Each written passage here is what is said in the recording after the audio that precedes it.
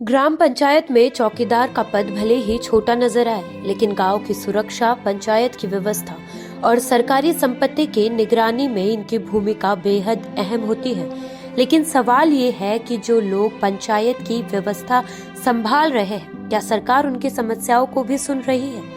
पंचायतों में तैनात चौकीदार लंबे समय से अपने मानदेय में बढ़ोतरी और नौकरी स्थायी करने की मांग को लेकर सरकार से गुहार लगा रहे हैं। चौकीदारों का आरोप है कि उन्हें मिलने वाला मानदेय इतना कम है कि बढ़ती महंगाई के दौर में परिवार का गुजारा करना मुश्किल हो गया है। अपनी मांगों को लेकर ये कर्मचारी मंत्रियों और अधिकारियों के चक्कर लगा रहे हैं, लेकिन अभी तक उन्हें स्थायी समाधान का इंतजार है। इन्हीं तमाम समस्याओं को लेकर इंडिया इनसाइट न्यूज ने बात की पंचायत सुरक्षा प्रहरी चौकीदार महासंघ के प्रदेश अध्यक्ष पप्पू राम गुर्जर से।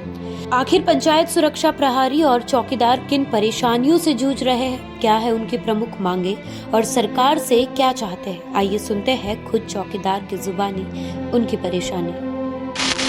जब हम फील्ड पर उतरते हैं तब हमारे सामने अनेक समस्याएं आती है। लोग अनेक अनेक जो प्रॉब्लम्स है वो लेकर आते हैं, और ऐसे ही जब आज हम फील्ड पर आए, हमने लोगों से बात की, तब एक समस्या हमारे सामने आई जो कि है ग्राम पंचायत सेवा केंद्र, पंचायत सुरक्षा परिहार व चौकीदार की। और इसी समस्या के लिए हमारे साथ अभी जुड़ चुके हैं पप्पू गुर्जर, जो कि हमें बताएंगे कि आखिर ये जो चौकीदार, जहाँ पे पंचायत में चौकीदार नियुक्त किया जाता है इसके द्वारा, तो हमारे साथ इसी समस्या पर बातचीत करने जुड़ चुके हैं पप्पू गुर्जर जी। तो क्या समस्या है सर ये? हमारी ये समस्या है। हम कई सालों से एक जो ग्राम पंचायत सचिवालय होता है गाँवों में, उसमें हम रात्रिकालीन चौकीदार है।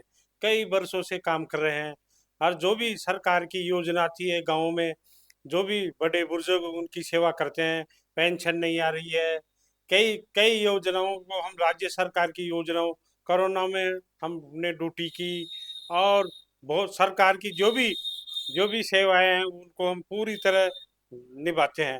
और हमारी परेशानी ये है कि ग्राम पंचायतों में आज तक कोई पद सृजित नहीं हुआ। 75 साल हो गए देश को आज़ाद हुए, लेकिन हमारा कोई सुनने वाला नहीं है। पहले पहले जो लगाते थे ग्राम पंचायतों में, वो बेचारे बिना कुछ लिए ही रिटायरमेंट हो गए। उनको तो समय पर न तो वेतन मिलता है। और जो ये आजकल ये एक नई प्रथा चली है, ठेका प्रथा, ये प्लेसमेंट एजेंसी बना रही है सरकारें। इन प्लेसमेंट एजेंसी का न तो कोई श्रम विभाग में इनका कोई लेखा जोखा नहीं है। मैं दर दर की ठोकर खा 10 साल से काम कर रहा हूँ। कभी सीएस से मिलता हूँ, कभी कभी अधिकारियों से मिलते हैं, और राजस्थान में इतनी शिकायतें आ गई, लेकिन इस शिकायतों का कोई निस्तारण ही नहीं है। विचार अपने अपने विधायकों को ज्ञापन देते हैं, विधानसभा में मुद्दा उठता है, लेकिन मैं ये कह रहा हूँ, इस राजस्थान में कोई सुनने वाला क्यों नहीं है? भाई ग्राम बेचारे को 5-6 हजार, 10-12 हजार का बिल बन रहा है ग्राम पंचायत में, और उसको 5-6 हजार रुपए दे रहा है। अगर वो न्याय मांगने जाता तो उसको हटा दिया जाता है। और न तो ये अधिकारी कोर्ट का कहना नहीं मानते हैं, बेचारे स्टे ले रखा है। और ये हालत हो रही है। हमारे राजस्थान में 10 हजार सुरक्षा गार्ड लगे हुए हैं। एक ही आस लगाए हुए हैं, भाई हमारे को सरकार परमानेंट करेंगे। ये धरना प्रदर्शन होते हैं, ये बड़े जो संगठन है वो हमारे को बोलते हैं आ जाओ आपका काम कराएंगे, भीड़ इकट्ठी करते हैं, लेकिन मुख्यमंत्री तक हमारी बात नहीं पहुंचा रहे हैं। और हम तो ज्यादा से ज्यादा पंचायत समिति तक हमारी शिकायत करते हैं। शिकायत हम करते हैं, पैसा अधिकारी खा जाता है ठेकेदार के पास। वो ठेकेदार बोल भी देता है, भाई हमारी शिकायत क्यों कर रहा है, हमने चल कर दिया। वो इतने मगरमच्छ हो गए, कोई न तो सुनने वाला। ठेकेदार इस ठेकेदार लोग, न तो पीएफ का ऑर्डर है, विभाग का ऑर्डर है, सचिवालय से ऑर्डर निकलता है, जिला परिषद से ऑर्डर आते ही नहीं है पंचायत समिति पर इनका ये काम हो जाए। मैं ये नहीं कहता, अच्छे अधिकारी भी बैठे हैं। कई बार हमारा कई आदेश हुआ, इनको पीएफ दो। पीएफ एक ऐसी योजना है कि अगर आदमी मर भी जाए तो उसको 7 लाख रुपए मिले। और ये ठेकेदार तो न तो पीएफ जमा कराते हैं। और मैं तो आज तक खूब धरने प्रदर्शन के शांति से, मैं तो राज्य सरकारों से ये कहना चाहता हूँ, दोनों ही सरकारों से, कि हमारी जो शांतिपूर्वक आवाज पूछा रहे, वो हमारी आवाज क्यों नहीं सुनते हैं? या ये कई बार हमने अधिकारियों को बता दिया भाई हमारा ये पैसा खा रहे हैं, ये खा रहे हैं, पर लेकिन सरकार, ये अधिकारी तो सुन ही नहीं रहे। और सरकारें हैं जो बदलती रहती हैं, हमारा क्यों नाम तो बदलते हैं, कभी राजीव गांधी सेवा केंद्र कर देते हैं, कभी अटल सेवा केंद्र कर देते हैं, लेकिन इन जो कर्मचारी हैं उनका कल्याण ये सरकार करती नहीं है। अब ये सभी, हमने ये कर दिया, हमने ये कर दिया, जमीनी स्तर पर अभी तक कुछ नहीं गए। हम तो सारे राजस्थान में ठेका कर्मचारी 3 लाख कर्मचारी आक्रोश है। और जल्दी शहीद स्मारक पे एक ही शपथ लेंगे, भाई हम तो उसी को वोट देंगे जो हमारा काम करेगी। नहीं, हम तो ये कहना चाहते हैं कि जैसे दिल्ली में कॉकरोच पार्टी का धरना हुआ, राजस्थान में हुआ, ये तो खुद अधिकारी ये बैठे बड़े पदों पे बैठे हैं, ये लोग खुद ही, हमने कई बार जयपुर की सांसें बंद की है, कई बार इतना बड़ा धरना था। हम ये चाहते हैं भाई हमारे आने वाले सैलानी परेशान न हो, हमारा राजस्थान का नाम न खराब हो। हम हमारी इंसानियत पे चलने वाले आदमी हैं, लेकिन ये इंसानियत से मारने वाले नहीं है। हम तो जल्दी कॉकरोच पार्टी के जैसे इकट्ठे होंगे और ऐसा धरना करेंगे जो जयपुर की सांस ही बंद हो जाए। या तो हमारी राज्य सरकार सुन ले चुनाव से पहले हमारी बात, कि ये इनके बेचारे गरीब, जो बेचारा 10,000 मिल रहा है, जो 10,000 मिल रहा है वो कम से कम उसके खाते में तो जाए 10,000। 5,000 से इस महंगाई में क्या करें।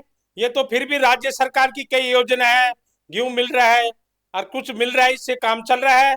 तो मैं तो यही कहता हूँ सरकारों को, भाई ज्यादा से ज्यादा ना, कम से कम हमारा मानदेय तो बढ़ा दो, कम से कम मानदेय तो 21,000 रुपए कर दो, यही कहना चाहता हूँ। तो मैं ये आपसे पूछना चाहूंगी कि जो मतलब प्लेसमेंट्स होती है ये चौकीदारों में, तो प्लेसमेंट सेल्स अभी बन चुके हैं। हाँ, ये प्लेसमेंट एजेंसी इतनी बन गए राजस्थान में, ये तो मैंने श्रम विभाग में शिकायत कर दी, इनका लेखा जोखा ही नहीं है, फिर भी अधिकारी कुछ नहीं कर रहे हैं। अपनी इस राज ये थे ये अधिकारी अपनी निभाई नहीं रहे, भाई इनको ब्लैकलिस्ट करें, इनको कुछ न्याय दिलाएं, कोई सुनने वाला ही नहीं है राजस्थान में। जैसे प्लेसमेंट एजेंसीज तो बन चुकी है, तो उसमें तो प्लेसमेंट जो एजेंसीज है उनका काम होता है कि वो जो वहां पे चौकीदार है उनको प्लेस करे, है ना, उनकी नियुक्ति करे। तो ये जो प्लेसमेंट एजेंसीज है ये किन की नियुक्ति कर रही है? यहाँ पे चौकीदार कहाँ से आ रहे हैं? ये चौकीदार तो वही काम कर रहे हैं, वो हटाते नहीं है। चौकीदार तो कई सालों से वही काम कर रहे हैं, आते हैं और एक जगह बिल दे जाते हैं, पंचायत समिति ले लेना भैया तुम्हारी बिल। अब वो बेचारे इस बेरोजगारी, इस महंगाई के अंदर कर जाए तो कहाँ जाए। वो तो उनको यही ठेकेदारों को यही मालूम नहीं अपने पास कौन सी पंचायत का टेंडर है। वो तो बड़े बड़े सेट कर रहे, राजस्थान में 10 की ले ली, 10 पंचायत समिति की, पूछने वाला कोई नहीं है भाई वो सुरक्षा गार्ड क्या कर रहा है क्या नहीं कर रहा है, उनके कोई फर्क नहीं पड़ रहा है। सुरक्षा गार्ड देखिए हमारी सुरक्षा के लिए तैनात किया जाता है, पर जब उनकी ही सुरक्षा पर खतरा आ जाए तो वो कहाँ पर जाए, वो किसके पास जाए अपनी सुरक्षा की मांग के लिए? और सबसे मेन बात ये है कि जिस सरकार की सुरक्षा के लिए हमारे चौकीदार काम करते हैं उनके भविष्य के तरफ सरकार क्यों ध्यान नहीं दे रही है?